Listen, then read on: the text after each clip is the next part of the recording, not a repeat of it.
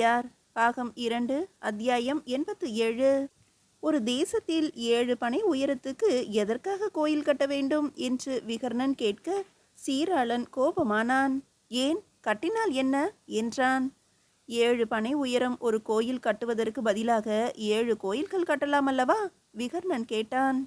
இங்கே தஞ்சை தரணியில் கோயிலுக்கு குறைவே இல்லை. இந்த கோயில் காலாகாலத்துக்கும் நிற்க வேண்டும் என்று கட்டுகிறார்கள். 7 பனை உயரம் கோயில் கட்டிவிட்டால் காலாகாலத்துக்கும் நிற்கும் என்று என்ன அத்தாட்சி? ஒருவேளை அத்துணை உயரமாக இருந்ததாலேயே அது சிதிலமாகி போக காரணமாக இருக்கலாம்.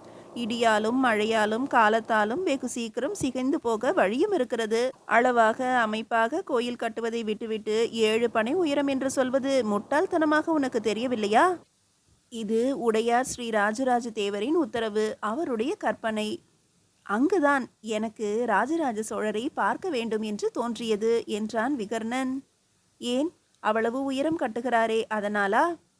இல்லை, அவரை வழிமறித்து பேசி உமக்கு மூளை இருக்கிறதா, ஏன் இப்படி ஒரு கோயில் கட்டுகிறீர் என்று கேட்க வேண்டும். விகர்ணன் சொல்லும் போதே ஓவியன் கோபமாக அவனை நோக்கி அவன் தொண்டை குழியில் கை வைக்க விகர்ணன் மௌனமாக இருந்தான். வேண்டுமென்றால் அடித்துவிடு, கோபத்தை குறைத்துக்கொள், பிறகு தொடர்ந்து பேசலாம் என்று விகர்ணன் சொல்ல அவன் மௌனமாக அதே சமயம் கடுமையாக முறைத்து விகர்ணனை பார்த்தான். நீ கை ஓங்கி விட்டதாலேயே நான் பயந்து விட்டேன் என்று அர்த்தமல்ல. உனக்கு ஓவியம் வரைய தெரியும், சிற்பத்தோடு சம்பந்தம் உண்டு என்பதாலேயே இதை பற்றி நான் பேசினேன். உண்மையில் சிற்பம் தெரிந்தவன், சித்திரம் தெரிந்தவன் நான் சொன்ன விஷயத்தை நன்கு புரிந்து கொண்டு உடனே தனக்குள் கேள்வி கேட்டுக்கொள்வானை தவிர கோபமாக தாக்குவதற்கு வரமாட்டான். சரி, தஞ்சையில்தானே உடையார் ஸ்ரீ ராஜராஜ தேவர் கோயில் கட்டப் போகிறார்? ஆமாம். சிற்பிகள் அங்கு வந்துவிட்டார்களா? வந்துவிட்டார்கள். அவர்களின் தலைமை சிற்பி அங்கு இருக்கிறார் அல்லவா? இருக்க வேண்டும். அப்படியானால் அவரை எனக்கு அடையாளம் காட்டுவாயா? எதற்கு? இதே கேள்வியை கேட்கவா? இல்லை, 7 பனை உயரம் கட்ட எங்கிருந்து கல் வருகிறது? என்ன விதமான கல்லை தேர்ந்தெடுக்கிறீர்கள்? கீழ்பரப்பு என்ன என்று எனக்கு ஒரு கேள்வி இருக்கிறது. உங்கள் கேள்வியின் அடிப்படை விஷயம் எனக்கு புரியவில்லையே என்றான் சீராளன். 7 பனை உயரம் கோயில் எழுப்ப வேண்டுமென்றால் 3 பனை ஆழம் அஸ்திவாரம் தோண்டியிருக்க வேண்டும். 3 பனை ஆழம் அஸ்திவாரம் தோண்டினால் நீரை என்ன செய்வது? எப்படி குறைப்பது? ஊறிக்கொண்டே இருக்கின்ற நீரை எப்படி தடுத்து நிறுத்துவது? அருகே கால்வாய் ஓடிக்கொண்டிருக்கிறது என்று சொல்கிறார்கள். கால்வாய் ஓடினால் நீரை இறைத்து மாளாது. எனவே 3 பனை ஆழம் தோண்டவே முடியாது.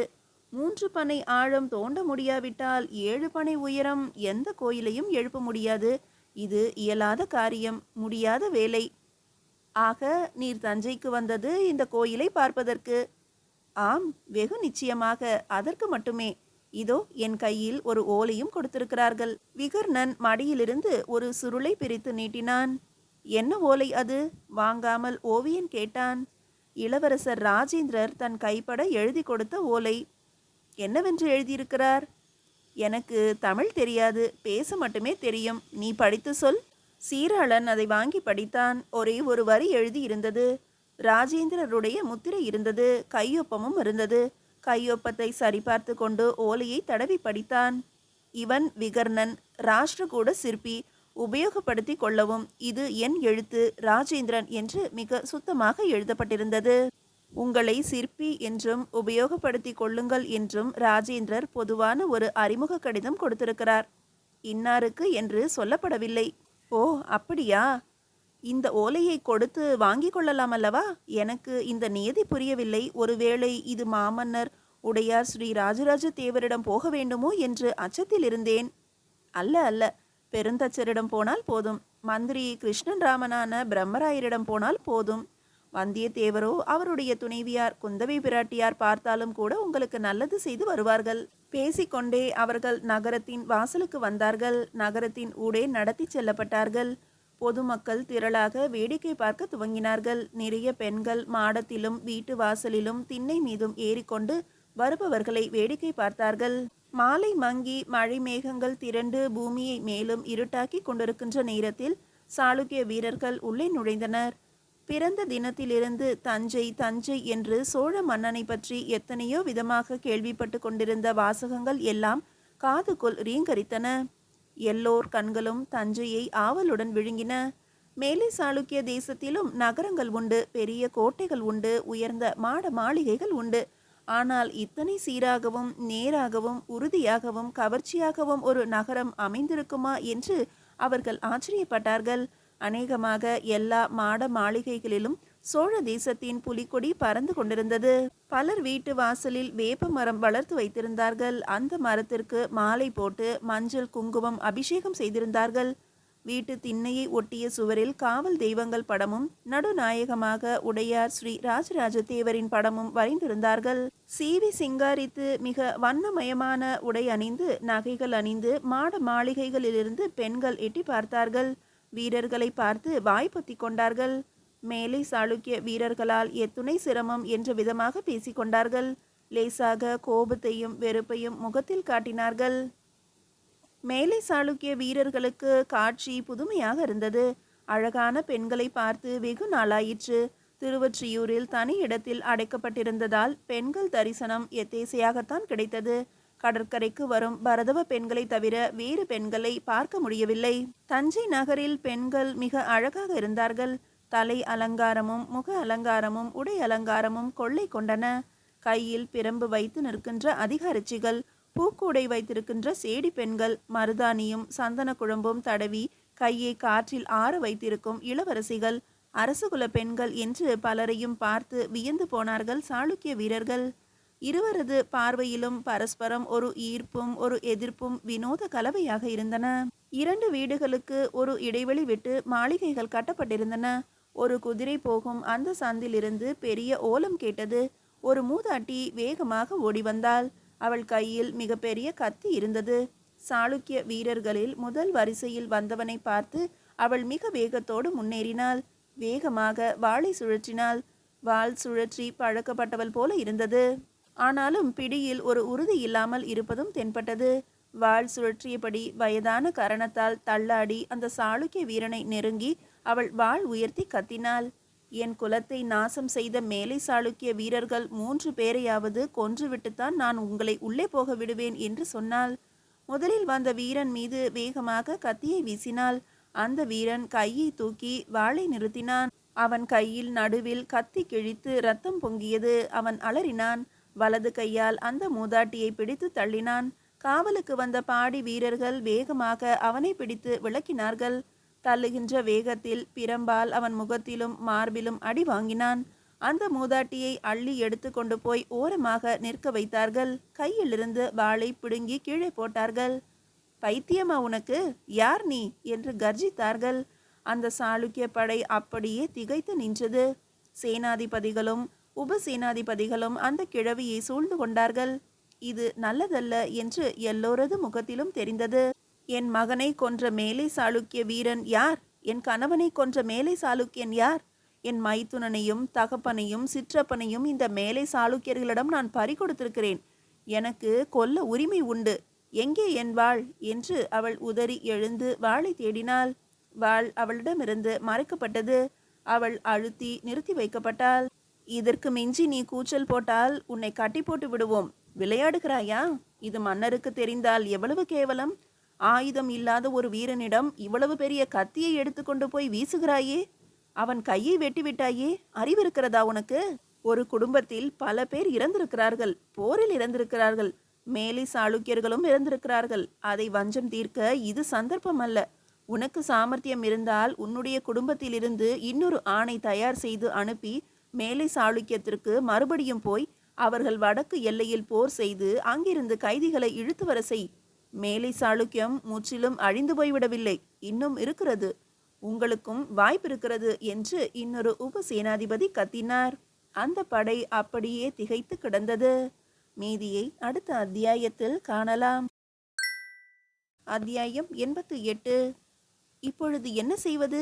சேனாதிபதிகள் சுற்றி நின்று பேசினார்கள். வந்தவுடன் ரத்தம் சிந்துவது அவர்களுக்கு கசப்பை கொடுக்கும். நம்முடைய வேலை கோவில் வேலை. அவர்கள் இஷ்டமில்லாமல் இவ்வளவு தொலைவு வந்திருக்கிறார்கள். இந்த வரவேற்பு அசிங்கமானதாக இருக்கிறது. மன்னருக்கு இது தெரிந்தால் மிக கோபமாக நடந்து கொள்வார். எதற்கும் லாயக்கில்லாதவர்கள் என்று நம்மை பார்த்து ஏசுவார். சரி, உபசேனாதிபதிகள் குதிரையில் ஏறுங்கள். அதிகம் சோழப்படை வீரர்களை வரவழையுங்கள். முன்னும் பின்னும் அவர்களை நமது வீரர்கள் காவல் காக்கட்டும். சோழ சேனாதிபதிகள் குதிரைகள் பக்கவாட்டில் நடக்கட்டும். அவர்களுடைய இடம் வரும் வரை எந்த விதமான அவமரியாதையும் இவர்களுக்கு நடக்கக்கூடாது. எங்கே அந்த அடிபட்ட வீரன்? உடனடியாக அவனை ஒரு சிறு தேரில் அமர்த்தி ஆதுர சாலைக்கு எடுத்து போங்கள். அரச குடும்பத்திற்கு என்ன விதமான வைத்தியம் உண்டோ அதை அவனுக்கு செய்யுங்கள். இந்த கிழவியை என்ன செய்வது? அரசர் வரும் வரை ஏதேனும் ஒரு சிறிய கொட்டடையில் போட்டு வையுங்கள். நமது கிருஷ்ணன் ராமனான பிரம்மராயர் வீட்டின் வாசலில் ஒரு கொட்டடை இருக்கிறது. அங்கே இந்த கிழவி இருக்கட்டும். பிறகு இந்த கிழவி யார், இவள் பின்னணி என்ன என்பதை விசாரித்து விடுங்கள். வேறு ஏதேனும் இதுபோல முன்னேறி வந்தால் சற்றும் யோசிக்காமல் மிக மோசமான தண்டனை கொடுங்கள். பிரம்பால் விளாசுங்கள். விளையாட்டிற்கு கூட இவர்களை எவரும் இம்சைப்படுத்தலாகாது என்று ஒரு சேனாதிபதி உரக்க கத்தி மடமடவென்று உத்தரவுகள் பிறப்பிக்க வீரர்கள் வரிசையானார்கள். முன்னே நின்று சாளுக்கிய வீரர்களை பாதுகாத்தார்கள். இடதும் வலதும் குதிரைகளில் உபசேனாதிபதிகள் வந்தார்கள். சாளுக்கிய வீரர்கள் மொத்தமும் மிக கவனமாக இதை பார்த்து கொண்டிருந்தார்கள். உபசேனாதிபதிகளின் பேச்சு காதோடு காதாக கடைசி வரை பரவியது. நல்லது, நாம் எதிர்பார்த்ததை விட சோழப்படை வீரர்கள் மிக மரியாதையாகவே நடத்துகிறார்கள். ஏதோ ஒரு பைத்தியக்கார கிழவி மனம் பேதலித்து நம் மீது பாய்ந்து விட்டாள். அடிபட்டவனான நம்மவனும் எப்பொழுதுமே பல்கடித்து கொண்டு நடக்கிறவன். அப்படி செய்யாதே. வேறு தேசத்தில் வேறு இடத்தில் இருக்கும் பொழுது பல்கடித்து மீசையை முறுக்கினால் அது தவறாக வரும் என்று சொன்னேன். கேட்காமல் ஒவ்வொரு முறையும் பல்கடித்து மீசை முறுக்கினான். கடைசியில் வெட்டுப்பட்டு விட்டான். இனி அந்த பழக்கத்தை விட்டுவிடுவான் என்று நினைக்கிறேன். சாளுக்கிய வீரர்கள் பேசிக்கொண்டே நடந்து போனார்கள். வடக்கிலிருந்து கிழக்கு பக்க வீதியில் நடந்து தெற்கு நோக்கி நகர்ந்தார்கள். தெற்கில் மிக பெரிய தென்னந்தோப்பு இருந்தது. அந்த தோப்புக்குள் நுழைந்தார்கள். சோழ வீரர்கள் விலகிக் கொள்ள என்ன என்று திகைத்தார்கள். உங்களில் யாரேனும் ஒருவனை நீங்கள் தலைவனாக தேர்ந்தெடுத்து கொள்ளலாம். 3 பேரை உப தலைவராக தேர்ந்தெடுத்து கொள்ள வேண்டும். உங்களுக்கு இருப்பிடம் இதுதான். இதை சுற்றி வேலி கட்டப்பட மாட்டாது. நீங்கள் போக வேண்டும் என்று தீர்மானித்தால் ஒளிந்து பயந்து போக வேண்டாம். எங்களிடம் சொல்லி உத்தரவு பெற்றுக்கொண்டு நீங்கள் பாண்டிய தேசம் வரை போவதற்கு உண்டான ஓலையை பெற்றுக்கொண்டு போகலாம். இதோ இங்கிருந்து அரைக்கல் தொலைவில் மிக பெரிய புல்வெளியில் கோயில் எழும்ப போகிறது. அந்த புல்வெளிக்கு அப்பால் உள்ள இடத்தில் சிற்பிகள் தங்கியிருக்கிறார்கள். 2 நாட்கள் நன்கு ஓய்வெடுத்துக் கொள்ளுங்கள். இன்னும் சற்று நேரத்தில் சுட சுட அரிசி சோறும் கதம்ப குழம்பும் கத்திரிக்காய் கறியும் உங்களுக்கு பரிமாறப்படும். உடல் வலி நீங்குவதற்காக சிறிதளவு மதுவும் வழங்கப்படும். உடம்பு முடியாதவர்களுக்கு, ஜுரம் அல்லது வேறு ஏதேனும் உபாதை இருக்கிறவர்களுக்கு இங்கு ஆதர சாலை இருக்கிறது. காவலுக்காக 16 வீரர்கள் நிறுத்தி வைக்கப்படுவார்கள். உங்களுக்கு தேவையானவற்றை அந்த வீரர்களிடம் தெரிவித்தால் அவர்கள் உடனடியாக நிறைவேற்றுவார்கள். சாளுக்கிய வீரர்களே, தெள்ள தெளிவாக உங்களிடம் ஒன்று சொல்லிக் கொள்கிறேன். நீங்கள் கைதிகள் அல்ல. உங்களை கைதியாக எவரேனும் நினைப்பீர்கள் என்றால் அவர்கள் உடனடியாக இந்த தஞ்சை நகரை விட்டு வெளியேறிவிடலாம். நீங்கள் கோயில் பணிக்காக கொண்டு வரப்பட்டிருக்கிற வீரர்கள். நீங்கள் விரும்பி தஞ்சைக்கு வருவதற்கு ஒத்துக்கொண்டிருப்பீர்கள் என்பதை நினைவூட்டுகிறேன். எனவே சுமூகமாக, மிக மிக சுமூகமாக இந்த தஞ்சை நகரில் நீங்கள் இருக்க வேண்டும். நல்லபடி வாழ்ந்து திரும்பவும் உங்கள் நகருக்கு போக வேண்டும் என்று நான் விரும்புகின்றேன். எந்த குறை இருந்தாலும் எப்பொழுது வேண்டுமானாலும் இங்குள்ள வீரர்களிடம் தெரிவிக்கலாம். ஒரு உபசேனாதிபதி எப்பொழுதுமே உங்களுடன் இருப்பார் என்று சொல்லிவிட்டு அந்த சேனாதிபதி குதிரையை திருப்பி கொண்டு போக தென்னந்தோப்புக்குள் அந்த வீரர்கள் நுழைந்தார்கள். தென்னந்தோப்புக்குள் நுழையும் இடத்தில் 3 சோழ வீரர்கள் காவல் இருந்தார்கள். இது தாண்டி போக வேண்டுமென்றால் ஒரு வார்த்தை சேனாதிபதியிடம் கேட்டுவிட்டு போங்கள். நாங்கள் நகரை சுற்றி பார்க்க வேண்டுமென்றால் அனுமதி உண்டா என்று சாளுக்கிய வீரர்கள் கேட்க, இப்போதைக்கு இல்லை, பிற்பாடு சர்வசாதாரணமாக அது ஏற்படும். எப்படி? உங்களுக்கு என்று ஒரு அடையாள சின்னம் கொடுத்து விடுவார்கள். உங்கள் கைகளில் இரும்பு வளையங்களை மாட்டி விடுவார்கள். அந்த இரும்பு வளையங்கள் நீங்கள் சாளுக்கிய வீரர்கள் என்று உங்களை தெரியப்படுத்தும். அந்த வளையங்கள் இருக்கும் வரை நீங்கள் எங்கு வேண்டுமானாலும் போகலாம். இரும்பு வளையங்கள் இல்லாதவர்கள் நகர முடியாது. அப்படியா? எப்பொழுது இரும்பு வளையங்கள் தருவீர்கள்? இன்னும் 2-3 நாட்களில் தரப்படும். உங்களில் வெகு சிலருக்கே முதலில் அத்தகைய இரும்பு வளையங்கள் தரப்படும். பிறகு உங்கள் நடவடிக்கைகளை பார்த்து கொண்டு மற்றவருக்கும் வழங்கப்படும். கோயில் வேலை எப்பொழுது துவங்குவதாக உத்தேசம்? ஒரு சாளுக்கிய வீரன் கேட்டான். துவங்கியாகிவிட்டது. இங்கே என்னென்ன விதமான சன்னதிகள் வரவேண்டும் என்று வரைபடங்களும் தயாராகிவிட்டன. எனவே நன்கு ஓய்வெடுத்துக் கொண்டு கோயில் வேலைக்காக உங்கள் மனத்தை தயார் செய்து கொள்ளுங்கள். என்ன விதமான வேலைகள் இருக்கும்? அது எங்களுக்கு தெரியவில்லை. பரவாயில்லை, சொல்லுங்கள். கல் உடைக்கின்ற வேலையா, கல் தூக்குகின்ற வேலையா? இரண்டும் தான், ஒரு உபசேனாதிபதி உரக்க சொன்னான். எங்கிருந்து தூக்கி வர வேண்டும்? உங்கள் வேலையை எளிதாக்க பல ஏற்பாடுகள் நடைபெற்று கொண்டிருக்கின்றன. மிக பெரிய தேர் அடிப்பாகங்கள் உருவாகி கொண்டிருக்கின்றன. 6 அல்லது 8 சக்கரங்கள் பொருத்திய வண்டியில் கருங்கற்களை வைத்து இழுத்து வருவதற்கு ஏற்பாடு நடக்கிறது. ஆட்கள் மட்டுமே அவ்வண்டிகளை இழுக்க முடியாது. முட்டு கொடுக்க யானையும் இழுக்க இன்னொரு யானையும் இருக்கும்.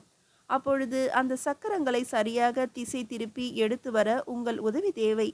அதற்கு முன்னர் அம்மாதிரி கருங்கற்களை எடுத்து வருகின்ற பாதை போடவும் உங்கள் உதவி தேவை. ஆக கூலி வேலை என்று சொல்லுங்கள் என்று சாளுக்கிய வீரர்கள் கேட்க, உண்மைதான், உங்களோடு தோளோடு தோளாக சோழ வீரர்களும் இருப்பார்கள். இது அரசனுக்கு செய்கின்ற கூலி அல்ல, சோழ தேசத்திற்கும் கொடுக்கின்ற கூலி அல்ல, இறைவனுக்கு நீங்கள் செய்கின்ற கூலி வேலை. மறுபடியும் சொல்கிறோம், இஷ்டம் இருப்பின் இருக்கலாம், இல்லையெனில் போகலாம். நான் போக விரும்புகிறேன், ஒருவன் உரக்க கத்தினான். எல்லோரும் திரும்பி பார்த்தார்கள். குண்டாக மிக சிறிய தாடியுடன் உச்சி கொண்டையுடன் அந்த வீரன் கையில் கோலோடு நின்றிருந்தான். இடுப்பில் கோமணமும் மேலே மெல்லிய பட்டும் சுற்றியிருந்தான். அவன் முகம் மேலே சாளுக்கிய முகமாக தெரியவில்லை, சேர தேசத்து அந்தணன் போல இருந்தான். அப்படி உரக்க கத்தியவனை கூட்டத்தோடு கூட்டமாக நின்றிருந்த ஓவியன் சீராளன் உற்று பார்த்தான். ஆம், அவனேதான் என்று நினைத்து கொண்டான். உபசேனாதிபதி முன்னேறி அவனுக்கு அருகே போய் கைப்பிடியாக வெளியே இழுத்து வந்து, நீ போகலாம் என்று கட்டளையிட்டான். அதோ மேற்கு நோக்கி 60 காத தூரம் நடந்தால் பாண்டிய தேசத்தின் முக்கிய நகரம் ஒன்று வந்துவிடும். அதற்கு பிறகு அங்கிருந்து சேர தேசத்துக்கு வழி சொல்லுவார்கள். நீ இப்பொழுது இந்த க்ஷணமே போகலாம் என்று சொன்னான். அந்த வீரன் திரும்பி கை அசைத்துவிட்டு வேகமாக மேற்கு நோக்கி நடக்க துவங்கினான். யாரும் அறியா வண்ணம் அந்த குண்டனை பெண் அதிகாரச்சிகள் புல்லுக்கட்டு அரிவாளுடன் வேளாளர் பெண்கள் போலுள்ள உடையில் பின்தொடர்ந்தார்கள். அந்த குண்டனை தஞ்சை நகரத்து எல்லையில் சிலர் தொடர்பு கொண்டார்கள். குதிரைகளிலும் மேலும் பெண் அதிகாரிச்சிகள் அனுப்பப்பட்டார்கள். உடையார் ஸ்ரீ ராஜராஜ தேவர் புலவரை போல வேடம் அணிந்து வடக்கு நோக்கி நடக்க, அவர் பின்னே தலையில் பால் குடத்தோடும் கையிலே கதிர் அரிவாளோடும் சில பெண்கள் நடந்து போனார்கள். உற்று கவனிக்க அந்த பெண்களும் அதிகாரச்சிகள் என்பது தெரிந்தது. கருந்தட்டாங்குடி கிராமத்துக்குள் நுழையும் போது அங்கு ஒரு வீட்டு வாசலில் 2 பெண்கள் நின்று கொண்டிருந்தார்கள். மன்னர் அவர்களை பார்த்து தலையசைத்தார். அந்த பெண்கள் எழுந்து நின்று, புலவர் ஐயாவா, வருக வருக என்று கை கூப்பினார்கள். புலவர் அவர்களை ஆசீர்வதிப்பது போல கை உயர்த்திவிட்டு கருந்தட்டாங்குடிக்குள் அதிகாரிச்சிகளுடன் நுழைந்தார். கருந்தட்டாங்குடி கிராமம் புகைப்படிந்த கிராமமாக எந்நேரமும் அகன்ற நெருப்பு எரிந்து கொண்டிருக்கின்ற இடமாக இருந்தது. சம்மட்டி ஒலிகள் தொலைவில் கேட்டன. ஊருக்கு சற்று தள்ளி வயல்வெளியில் கருப்பு மணல் பகுதியில் குழிகள் தோண்டி செங்கல் அடுக்கி பெரிய உலை வைத்து அருகில் இரும்பு போட்டு காய்ச்சி அந்த உருக்கிய இரும்பை எடுத்து கொண்டு போய் விதவிதமாக அச்சில் ஊற்றி அந்த அச்சிலிருந்து ஊற்றிய இரும்பு துண்டங்களை எடுத்து கத்தியாகவும் கேடயமாகவும் ஈட்டியாகவும் வாளாகவும் ஒரு கூட்டம் தயார் செய்து கொண்டிருந்தது. புலவர் உள்ளுக்குள்ளே நுழைகிற பொழுது 100கணக்கான ஈட்டி முனைகளுக்காக இளைஞர்கள் உருகிய இரும்பு குழம்போடு ஓடிக்கொண்டிருந்தார்கள்.